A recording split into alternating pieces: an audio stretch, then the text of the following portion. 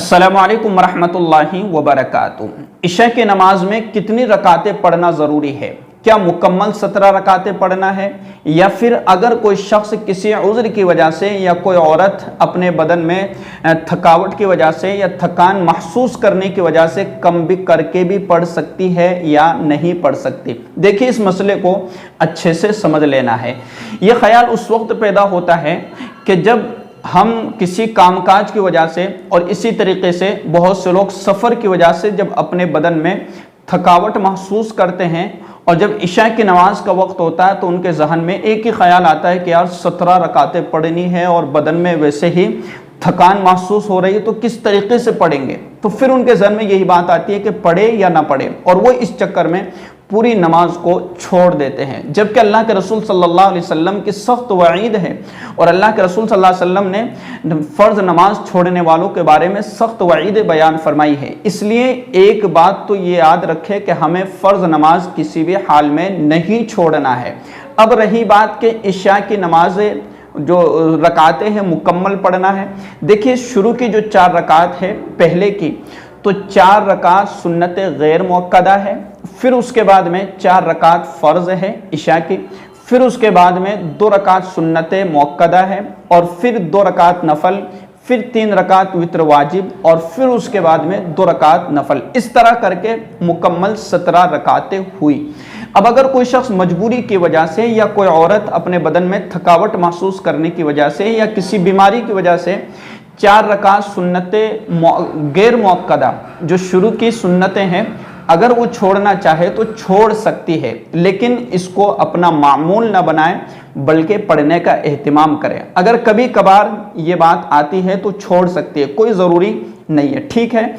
अगर सुन्नत गैर मुअक्कदा पढ़ने का एहतिमाम करेगी तो उसको सवाब मिलेगा। तो 4 रकात सुन्नत गैर मुअक्कदा जो शुरू की है वो छोड़ सकती है उज़्र की वजह से। फिर उसके बाद 4 रकात फ़र्ज़ पढ़ना है, और फिर उसके बाद में 2 रकात सुन्नत मुअक्कदा पढ़ना है, और 3 रकात वित्र वाजिब पढ़ लेना है। अब रही बात नवाफिल की, तो उज़्र की वजह से नवाफिल को छोड़ा जा सकता है, लेकिन इसका एहतिमाम न बनाए और इसका एक मामूल न बनाए कि हम रोज़ाना पाबंदी के साथ नवाफिल को और सुन्नत गैर मुअक्कदा को जो फ़र्ज़ से पहले है तो इनको छोड़ने का मामूल न बनाएं, बल्कि हम जब सुकून में हैं, इत्मीनान में हैं और नमाज सुकून और इत्मीनान के साथ मुकम्मल करने की कोशिश करें। लेकिन उज़्र की वजह से या बीमारी की वजह से या सुस्ती की वजह से अपनी पूरी नमाज इशा को छोड़ न दें, बल्कि आप जो है 4 रकात फ़र्ज़, 2 रकात सुन्नत और 3 रकात वित्र वाजिब इसको ज़रूर पढ़ा करें, और ये पढ़ना आपके लिए बिल्कुल आसान है। और जब ये उस वक़्त होता है